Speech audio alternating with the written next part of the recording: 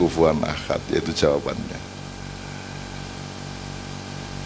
Tidak ada apapun atau siapapun yang menyerupainya, ya Pak Muzamil ya. Kalau saya bisa menjawab ikine, yang kita sembah itu ininya, kalau kita bisa merumuskan, berarti ayat itu tidak berlaku. Kalau kita bisa merumuskan Allah, berarti dia tidak walam yakullahu kufuwan ahad. Jadi kita tidak diperkenankan oleh Allah untuk bisa merumuskan Allah. Maka kita jangan coba merumus-rumuskan, wis dirasakno dilakoni, iku isone ngono tok.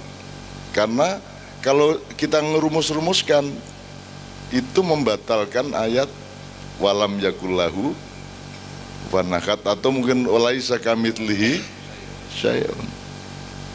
Satu. Terus beliau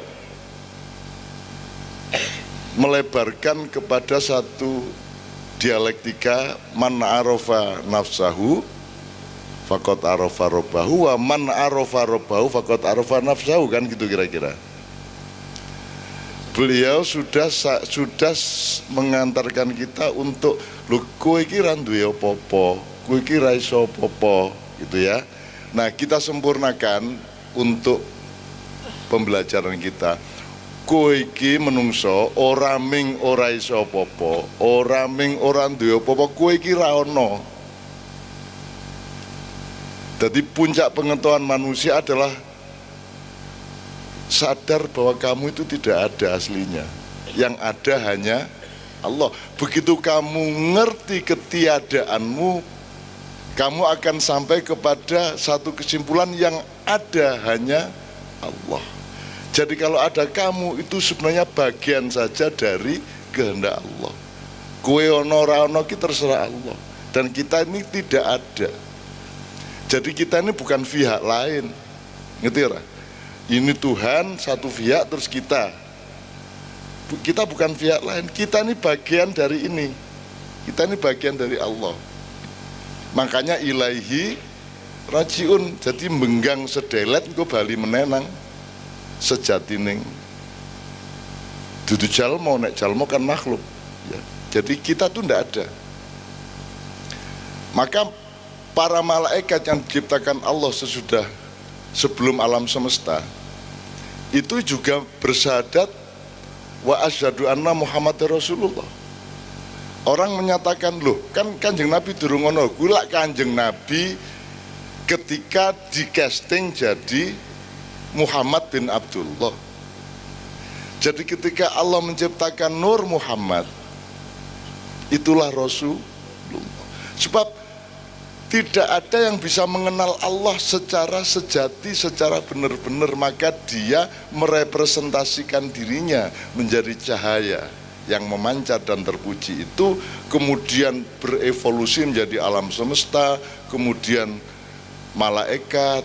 Di antara malaikat ada yang kemudian menjadi iblis, kemudian Allah bikin jin di bumi, kemudian merusak dirinya sendiri, hancur lebur, terus hidupnya terbengkalai sampai sekarang, merencor karu-karuan tanpa tanah dan tanpa peradaban. Hidupnya jin itu memuncak ketika Nabi Sulaiman, tapi setelah itu karu-karuan. Ya. Kemudian digantikan oleh makhluk baru, pra Adam, sebelum Adam, yaitu Banujan.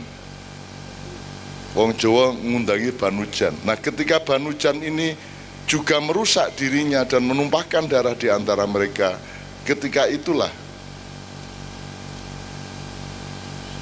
Azazil Kanzul Jannah, seniornya malaikat Jibril, yaitu malaikat yang paling sepuh, yang kemudian oleh Allah saking mengabdinya kepada Allah, kemudian dia diberi kesempatan untuk bertamasya turun ke langit 6, 5, 4, 3, 2 sampai ke bumi.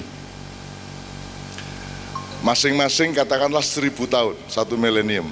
Di langit 6 1 milenium, 5 1 milenium, seterusnya. Begitu sampai di bumi, ketika iblis sampai di bumi, belum iblis waktu itu masih Azazil, belum digelari iblis. Dia menjumpai dunia sedang hancur lebur, reruntuhan dari masyarakat yang disebut Banujan tadi. Kemudian si Azazil ini mendirikan kerajaan di bumi.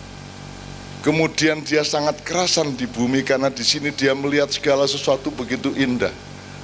Ya, ada siang malam yang romantis, ada pohon-pohon di mana-mana, ada ijo royo-royo, ilir-ilir.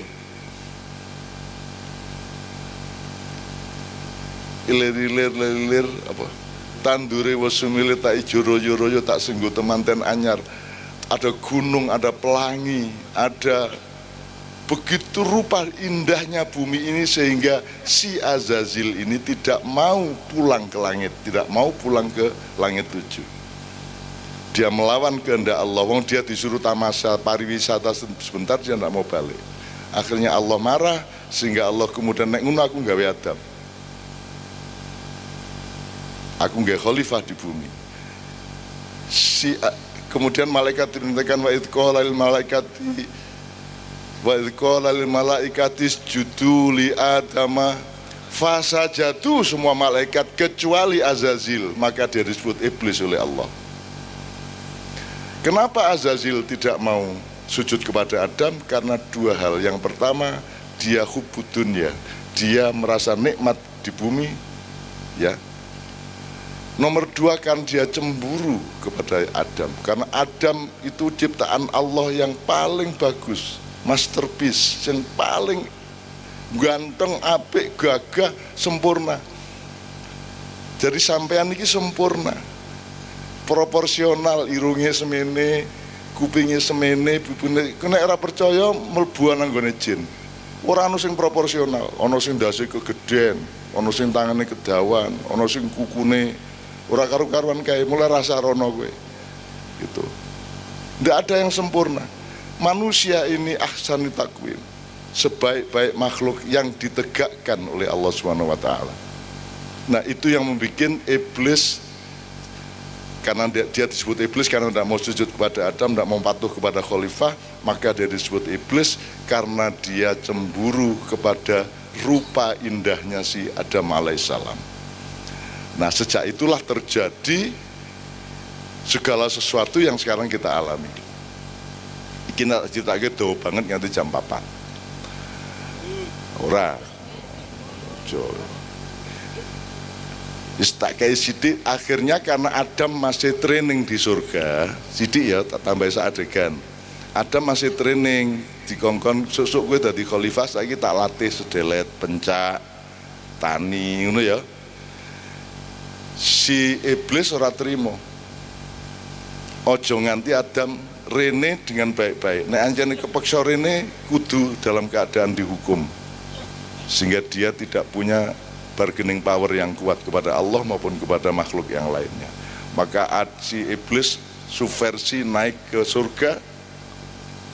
Carane melbu adalah masuk ke mulut naga, menjaga pintunya surga, kemudian dia melbu awake naga kuwi sing buntute ana ning jero swarga. Kemudian keluarlah si iblis itu di dalam surga. Kemudian dia mencari Adam dan dia berpikir Adam harus kena. Adam harus bisa saya pengaruhi. Maka iblis berpakaian malaikat. Dia ambil kembali kostumnya sebagai malaikat, terus make upan seperti zaman dulu. Nah, ketika bertamu kepada Adam, Adam menyangka dia adalah malaikat. Sehingga ketika dia diminta untuk diajak untuk mendekati pohon dan mengambil buah itu, dia mau karena dipikirnya itu malaikat. Itu namanya talbis. Jadi kejadian di dunia ini adalah kejadian seri 2, seri 3, seri 4 dari kejadian di mana Adam ditipu oleh iblis. Republik Indonesia ini banyak sekali iblis-iblis yang berpakaian malaikat dan rakyat tertipu. Kira-kira ngono ya Rek ya. Wis saiki nek ana apa-apa kuwi pedomane ngono kuwi. Tapi tidak ada masalah. Memang ada kontra antara Allah dengan iblis sampai hari kiamat. Ya, kita jangan terpengaruh sama itu semua. Kita manfaatkan semuanya. Kita sudah tahu akidah, kita sudah punya Islam.